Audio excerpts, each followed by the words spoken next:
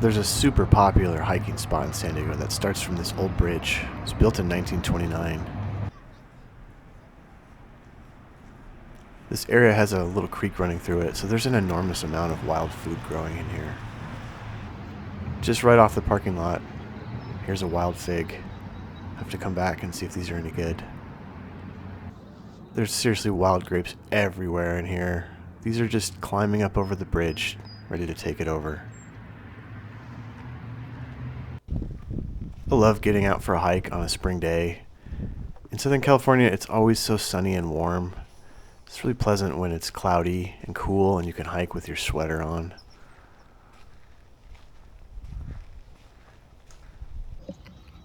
Wild mustard grows everywhere in San Diego County. You can eat the greens, but it's getting a bit late for these because they're starting to bloom.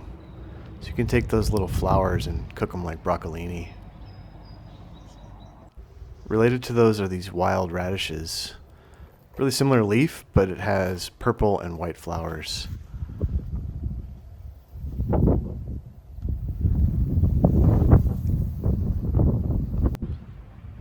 This is elderberry. I'm always on the lookout for elderberry trees because I like to pick the berries in the summer. Really easy to identify because it's got these lime green leaves with the serrated edge. I didn't see any flowers yet. Can grow up like a tree like this, or it can be much more of a shrub.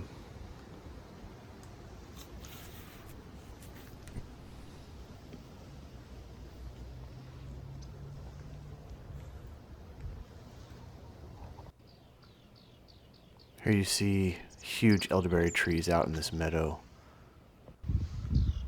The willows were like snowing too. Just so much willow duff flying around in the air. Really gorgeous.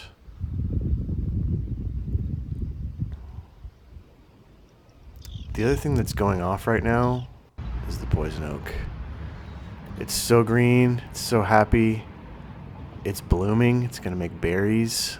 There's seriously so much poison oak out right now. Here it is basically swallowing a 30-foot tall oak tree.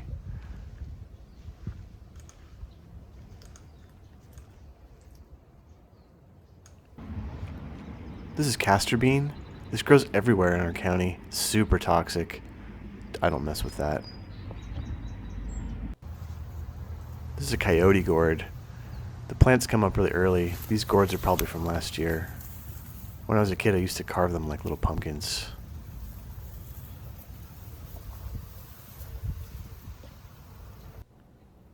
California poppies, so beautiful.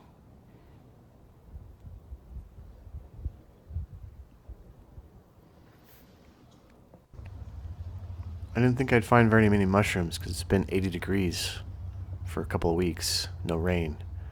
But here's this little guy hiding out in the poison oak. This is yerba mansa. It's actually a medicinal herb. I've never used it.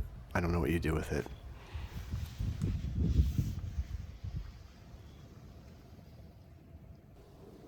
I've never seen an oak tree bloom before. I know they must have, I've just never seen it. These cool little pink flowers. Underneath it was loaded with these black mushrooms. These are called elfin saddle. Some people will say it's a false morel. Some people eat them. I don't. Lots of them.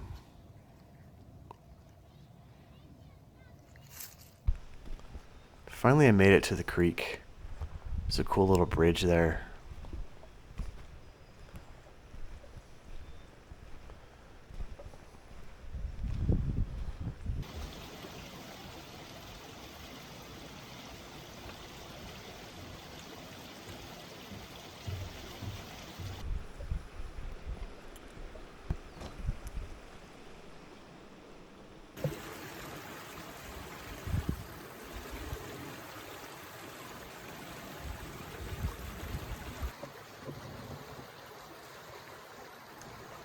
I hoped when I got down by the water I'd start finding miner's lettuce. That's what I'm really looking for today. Here I finally found some. It's huge. It's really easy to recognize because it's got that circular leaf with the little white flowers. These were mixed in with poison oak, so I didn't want to take them. I came across this little wild fennel plant. Really pretty. Smells amazing. I decided I'm going to take some home and try to make a dish out of them.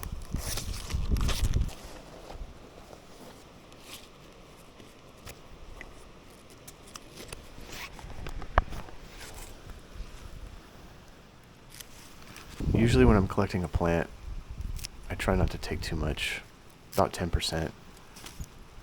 Fennel is invasive though, you can take it all.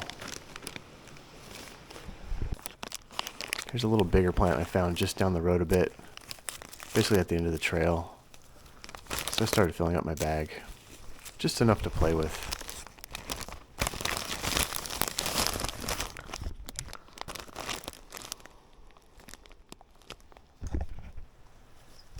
There's a wild cucumber. They make these really crazy seed pods.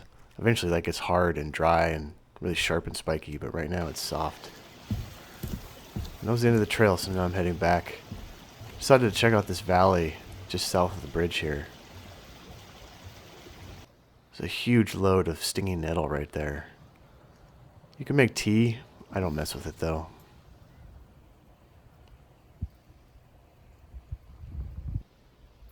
I really wanted to see what that purple tree was up there. Decided to walk up and check it out.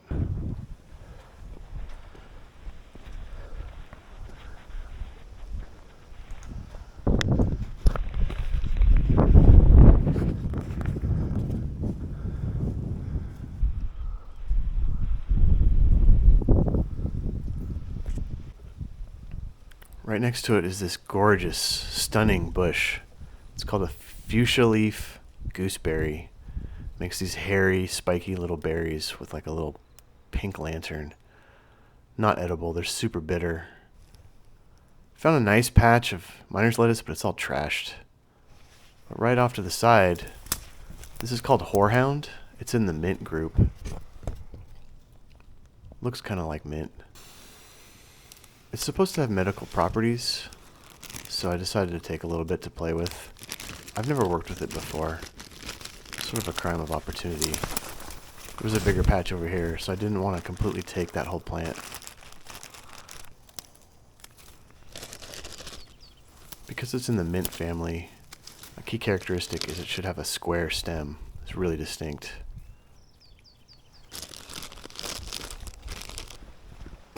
With all the rain we've been having, there's little creeks like this everywhere.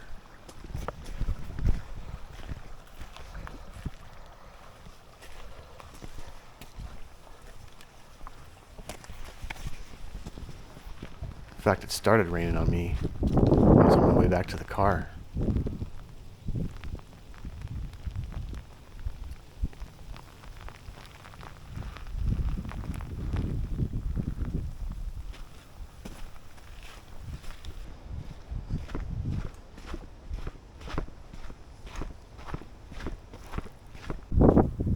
Really cool barrel cactus here.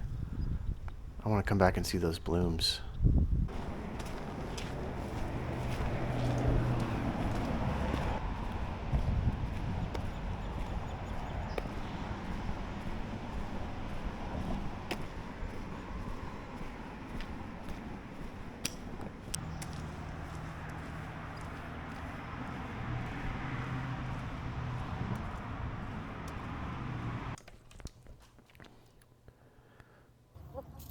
I wanted to make something tasty but simple with stuff I already had around. I found this recipe for fennel cakes that uses eggs, breadcrumbs, cheese, and onions. That's all stuff I have just growing in my garden. These are fava bean leaves I'm harvesting. They taste a lot like a fava bean. Thought maybe I could use them. Oh yeah. Citrus too. Citrus goes really well with fennel.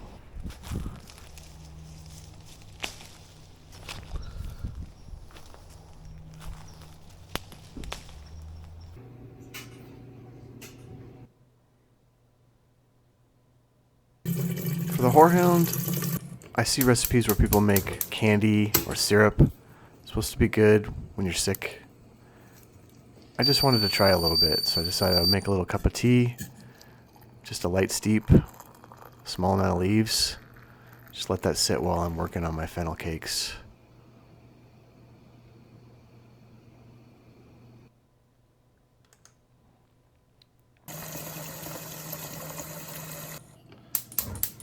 The recipe asks you to boil the fennel for 15 minutes. So I went ahead and got that started while I'm getting all the rest ready. This is just the cake I described. 2 eggs, some breadcrumbs, some onions, some cheese, salt, and lemon zest.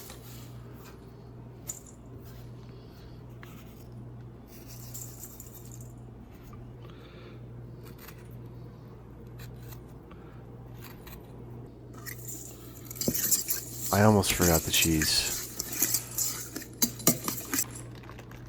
but then I didn't.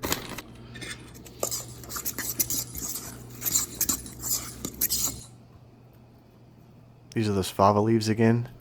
Decided to make like a little fake tzatziki. I didn't have yogurt. I didn't have cucumbers, so what I'm actually making is sour cream with fava leaves. I'll tell you right now, it actually kind of worked.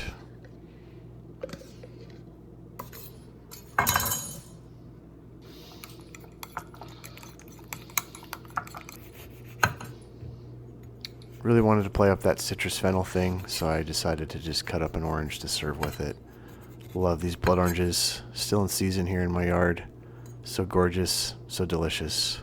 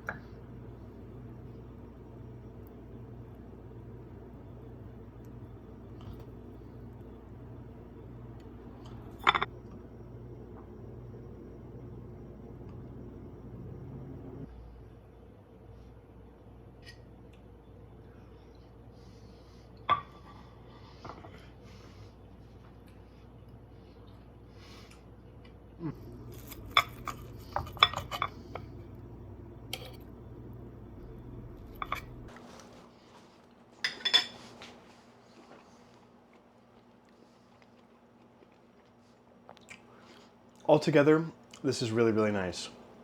I tasted the cakes on their own. They're fine. They're not great, they're not bad. They got a lot of salt. They're fried in butter, they got a good crisp. There's a lot of green. I don't really taste the licorice from the fennel. But then when I put that fake tzatziki I made, which is sour cream, pea greens, and lemon, and then I served it with the blood orange supremes, altogether that bite is really, really nice. Lemon and orange play really well with fennel because they kind of highlight that licorice flavor. I don't really taste the pea greens. I'm not really tasting the onions at all. What I'm mainly getting is the licorice, the orange, and the salt. And those actually play really well together, and the rest kind of just fills out the meal. So that's a recipe I got off the Forager Chef. You should check them out on Instagram and YouTube maybe. I'm gonna try this horehound tea. So I just steeped these leaves in hot water for like 15 minutes while I was cooking the cakes. I've not used this before. I don't know if it's good. I don't know what it tastes like. I don't want to put a recipe out there. I've seen people making like cough drops out of it. I'm not going to do that. I don't know what it is. I just want to first try it, and I want to go really slow. I've never tried this before. I don't want to poison myself. I'm very confident on the ID, and I'm going to just take a little sip and just see if my body is okay with it. So it's been sitting a while. The recipes I've seen use a lot of horehound, and they boil it for a long time. I kind of went gentle, just a little bit you saw, and 15 minutes steep. It's got kind of a nice, kind of a green, you know that Chinese Gen Mai Chai? It's like green tea and barley. It's kind of reminiscent of that for me. I think this could be really nice with lemon and honey. And if it helps you when you're sick, maybe that would be a good tonic to drink. Does anybody out there use horehound? Are you guys herbalists? I'm not an herbalist. I just like to get outside and like learn and try new things. So I wanted to try this. I'll probably give it a pass for now unless someone can convince me in the comments that like this is an awesome thing that I should be using all the time. The cakes are good. You should make those. Fennel is an invasive species, so you don't gotta be shy about harvesting it. You could take the whole plant. I left most of those plants. So that's gonna do it for this one. Hope you like this format. I'm trying to just show more outside, less inside of my kitchen. I'm trying to show wild food, wild places.